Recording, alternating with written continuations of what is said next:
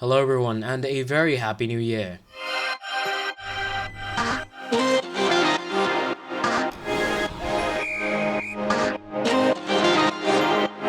Version 2.3 has by far been the most interesting and well-made update I've ever seen since 2.0, and in my opinion, this was what 2.0 should have been.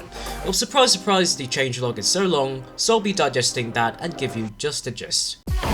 Now, by far the most important part of this update is basically SCR finally catching up with 4th Rail's British Railway, power modes, and finally working pantographs. They work similarly to how it works on the other side, albeit your diesel engine doesn't start up automatically in some trains.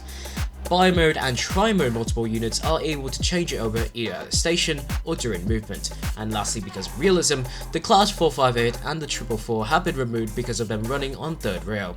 But hey, at least they refunded on money. I don't have any additional points of criticism except that there's a battery level indicator. Now, I don't know why they added this since you could charge the thing passively on overhead line equipment, but come on SCR, do I need Nick DeVries to help me manage battery? Of course not. Train Ready to Start or TRTS has been fully revamped to be more physical than ever.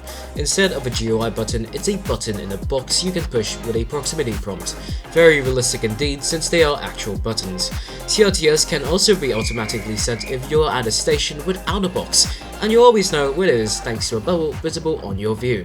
In addition to new boxes on the network, stations will now have platform prediction, and thus you can know where your train will be arriving and what's the next one to arrive later on. Now, moving on to trains, regrettably most of these are exclusive to the 1000 Robux Longer Trains Game Pass. These include the legendary Class 91, the 350-1 double unit, the 185 double, the 385-0 and -1 doubles, and the Class 700. However, the star of the show here is the Class 398.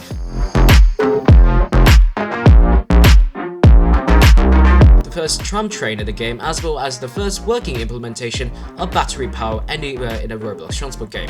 Take that, British Railway, with it being able to run on its own dedicated branch, bringing us to the new stations, branches and routes in this update.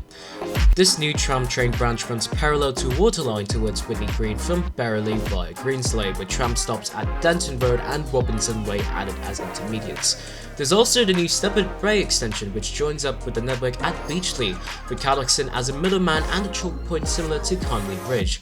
The Class 345 has gotten another terminal shuttle route via Hampton Hargate. Connect now has semi-fast routes which regrettably utilise more of that fast corridor between Hampton Hargate and Waterlooton.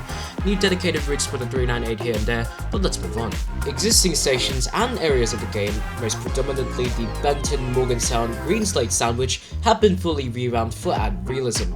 We got a new Hampton Hargate station, finally, and the Morgantown Triangle has regrettably been transformed into this interesting slop. Benton Bridge and Benton Bridge have received a full makeover, Airport Parkway Depot has been revamped, some stations now have a Class 700 or Class 707 stop car marker. Welcome back Boarding Train Care, except it ain't that. Beachley now has a metro-only depot and we got a bit of clutter, or as I would say, decoration. Lastly though, depot names have been changed and seriously SCR. Signalling zones have been overhauled and they are now numbered rather than lettered. New tram signals have also been installed in respective areas. Express now has a new announcer and sadly, no more hang up. They hung up and instead we got a nice summer. And that is version 2.3. A literal bombshell of an update, and I didn't really expect a lot, but here we are. I guess it was about time they got over it. While I can see potential in the Class 398 and the tram train line, I believe it's important to remember that SCR has been a train game since the start. Revolving old concepts, or maybe even letting Metro take over most of the network, in my opinion, might not help them in the long run, but I wish them good luck nevertheless. Now, for those of you who watched this channel for a while, you may have noticed things have changed. Now, Retranswipe will indeed stay the same, but I'll be starting to test out new things here and there. You're welcome to comment, and we'll see if this works. That's it for Retranswipe Extra. Thanks for watching.